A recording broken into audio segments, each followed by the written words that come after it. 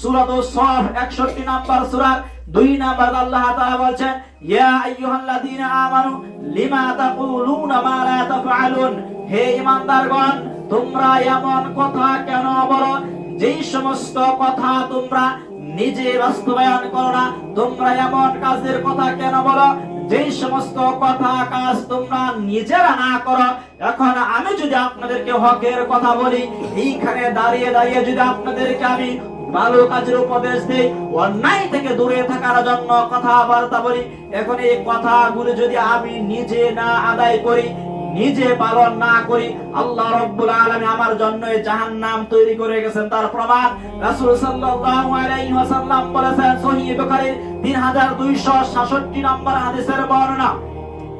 Osama ইবনে যায়েদ রাদিয়াল্লাহু আনহু বলেন, রাসূল সাল্লাল্লাহু আলাইহি ওয়াসাল্লাম বলেছেন, কাল কিয়ামতের ময়দানে একজন ব্যক্তিকে উপস্থিত করা হবে, অতঃপর তাকে জাহান্নামে নিক্ষেপ করা হবে। তখন জাহান্নামের শাস্তির কারণে, জাহান্নামের আগুনের কারণে, তার শাস্তির কারণে তার নারী বুড়ি পর্যন্ত বেরিয়ে আসবে। তখন ওই লোকটা তার নারী বুড়ি চতুর্দিকে ঘুরতে থাকবে। যখন জাহান্নামের শাস্তির কারণে তার নারী বুড়ি বের হয়ে আসবে, ওই লোকটি তার নারী বুড়ি চতুর্পাশে ঘুরতে থাকবে। এমন অবস্থায় জাহান্নামের বাকি লোকগুলো একত্রিত হবে। বাকি জাহান্নামের লোকগুলো একত্রিত হয়ে বলবে, হে অমুক ব্যক্তি, তুমি তো সেই ব্যক্তি যে কিনা দুনিয়াতে আমাদেরকে সৎ কাজের আদেশ করতে, মন্দ কাজের নিষেধ করতে, আজকে তুমি জাহান্নামে কেন? ওই লোক বলবে, আমি তোমাদেরকে সৎ কাজের আদেশ করতাম, আমি তোমাদেরকে সালাতের কথা বলতাম, আমি তোমাদেরকে ভালো কথা বলতাম, ইসলামের কথা বলতাম, কিন্তু নিজে আমি ভালো কাজ করতাম না, নিজে আমি সৎ কাজ করতাম না। আমি নিজে তোমাদেরকে ঠিকই অন্যায় থেকে দূরে থাকার জন্য কথা বলতাম, পাপ কাজ থেকে দূরে থাকার জন্য কথা বলতাম, কিন্তু আমি নিজে সেই অন্যায়ের সাথে জড়িয়ে যেতাম, অপরাধের সাথে আমি জড়িয়ে যেতাম, আমি ভালো কাজ করতাম না, অন্যায় কাজ আমি করতাম। সম্মানিত হাজরিন, এই কারণে আল্লাহ সুবহানাহু ওয়া তাআলা আজকে আমাকে জাহান্নামে নিক্ষেপ করেছে।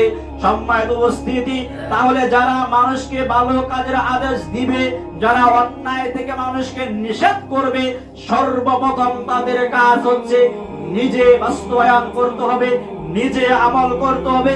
এরপরে অন্যকে আপনি উপদেশ দিবেন, এরপরে আপনি সমাজকে উপদেশ দিবেন, নিজে সালাত আদায় করবেন, আপনার সন্তানকে বলবেন, আপনার স্ত্রীকে বলবেন, প্রতিবেশীকে বলবেন, এরপরে আপনি সমাজে মানুষকে দাওয়াত দিবেন।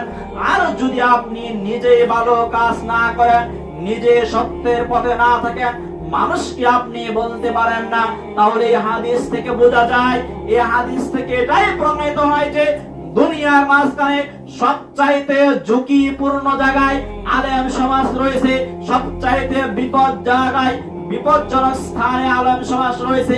কেননা আলেম সমাজে আপনাদেরকে উপদেশ দেয়। এই বাংলাদেশের জমিনে অসংখ্য হুজুর রয়েছে যারা মুখের মাধ্যমে একটা বলে, কিন্তু বাস্তবে তা মূল্যায়ন করে না, বাস্তবে তা নিজে আমল করে না। যদি এই হয় অবস্থা, তাহলে এই সমস্ত হুজুরদের জন্যই আল্লাহ রাব্বুল আলামিন এই শাস্তি প্রেরণ করবে, যাদেরকে জাহান্নামে নিক্ষেপ করা হবে। আপনার আমার কাজ হচ্ছে, যা আপনি আমি শুনবো, পরিবারকে তা আমরা শিক্ষা